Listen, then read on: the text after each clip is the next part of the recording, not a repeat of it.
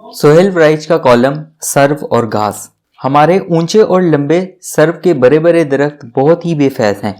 ना उनका साया है जिससे घास को पनाह मिल सके और ना उनका फल या बीज किसी काम आता है कि इस मुल्क के घास फूस को उससे फ़ायदा हो सके। ये सर्व नकम्मे, गूंगे और बहरे हैं। इन्हें अपने मफादात, तनख्वाहों और मराहत से गर्ज है। अपने हमवतनों की भूख, प्यास और लाचारी से ये बिल्कुल गैर मुतल्लिक है। ऊंचे ओहदों और बड़े मंसूबों वाले ये सर्व के दरख्त दर्दे दिल से आरी और इंसानियत से खाली हैं। कोरोना से हर रोज़ लोग मूली गाजर की तरह कटते जा रहे हैं, लेकिन यहाँ पर बेहिसी का ये आलम है कि अभी तक तय नहीं हो सका कि पाकिस्तानियों को वैक्सीन कब मिलेगी, कितना अरसा लगेगा। क्या ज़रूरी नहीं कि मुल्क के सारे वसाइल, सारी तवानाइयाँ वैक्सीन को लाकर पाकिस्तानियों को महफूज बनाने पर खर्च की जाती, मगर मजाल है कि मराहत याफ्ता सर्व के दरख्तों के कानों पर जू तक मीरेंगी हो। कोरोना के चंद ही मिनट के अंदर तशखीस के लिए एनालाइजर गैर मुल्क ने तोहफे में दिए। ये सारे सर्वनुमा अफसरों के घरों की जीनत बन गए। दुनिया में वैक्सीन लगाने के लिए कई कैटेगरीज बनाई गई हैं। पहले डॉक्टरों और 80 साल से ऊपर के मुअम्मर अफराद को वैक्सीन लगाई जा रही है क्योंकि उन्हें कोरोना के हमले का खदशा ज़्यादा है, जबकि हमारे तजादिस्तान में सारे सर्व धराधर वैक्सीन लगवा चुके हैं और घास फूस यानी आम आवाम इस बीमारी में एरियां रगड़ रगड़ कर मर रहे हैं। जिस मुल्क में गरीब और अमीर, सर्व और घास फूस, मराहत याफ्ता और गैर मराहत याफ्ता, अफसर और नौकर, हुक्मरान और राया का फ़र्क इस कदर हो कि उस मुल्क की कामयाबी से चलना महाल होता है। क्या सर्व के दरख्तों में कोई एक भी ऐसा नहीं जिसको गरीब और लाचार की बारिश में छत टपकते का ख्याल परेशान कर देता हो? क्या एक भी सर्व ऐसा नहीं जिसे घास फूस को खुराक ना मिलने का आइडिया परेशान करता हो?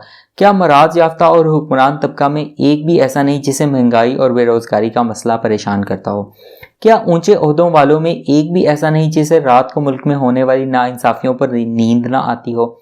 बज़ाहिर तो यूं ही लगता है कि हमारे मुल्क की अशराफिया और हुक्मरान तबका गैर दानिशमंद और नामेहरबान है, वगरना ये कैसे हो सकता है कि मुल्क की सिमत का तयन ठीक तरह से ना हो। सच कहने दीजिए कि इस वक्त मुल्क पर इख्तियार रखने वाले लोग माशी और समाजी मसाइल तो एक तरफ, मुल्क के सियासी मसाइल पर भी संजीदगी से नागौर कर रहे हैं और ना ही उन्हें हल करने की कोशिश कर रहे हैं। हालांकि अगर वो अपने वक्ती फ़ायदों और मराहत से बाहर निकल कर सोचें तो सियासी मसाइल को हल करने का इन्हें ही दूररस फ़ायदा होगा। मुल्क के हालात पर जितना गौर करें उतना ही सर्व अशराफिया पर अफसोस होता है। मुल्क का सबसे बड़ा मुंतखब अदारा पार्लिमान मौजूद है, मगर उसकी हैसियत घास फूस वाली हो चुकी है। अपोजिशन और हुकूमत पार्लिमान में मिल बैठने और मुल्क के मसाइल हल निकालने को तैयार नहीं लगते। पार्लिमान का इजलास इसलिए बुलाया नहीं जा रहा कि जेलों में पड़े अरकान को भी लाना पड़ेगा, और कानून साजी इसलिए नहीं की जा रही कि अपोजिशन को भी सुनना पड़ेगा। यूँ लगता है कि स्पीकर कौमी असम्बली असर कैसर जैसी मतवाजन शख्सियत भी हुक्मरान जमात के दबाव में आकर अपनी कोशिशें छोड़ चुकी है। अपोजिशन ने अब स्पीकर के साथ एजेंडे पर बात करने तक को तैयार नहीं। डेडलॉक है, मुकम्मल डेडलॉक। क्या ऐसे में ज़रूरी नहीं कि आला तरीन ओहदों पर विराजमान फैसला कुन ताकतें मुल्क कौम की बेहतरी के लिए कोई किरदार अदा करें? क्या वो हाथ पर हाथ धरे पार्लिमान की नाकामी का हशर देखते रहेंगे? क्या सर्व के दरख्त घास फूस की तबाही व बर्बादी का मंजर यूं ही देखते रहेंगे?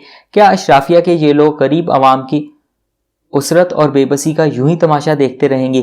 क्या हुकूमत और अपोजिशन के दरमियान डेडलॉक यूं ही नज़ारा किया जाता रहेगा और कोई भी अपना मस्बत असर इस सूरत हाल को बेहतर बनाने में नहीं डालेगा?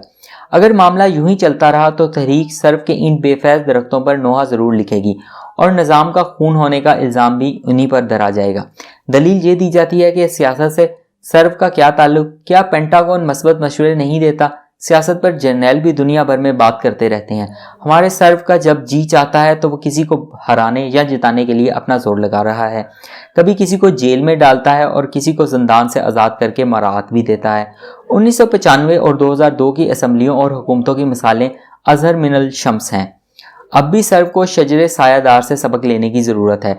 अगर सिस्टम चल गया तो सर्व भी सबसे ऊंचा और बुरा लगेगा।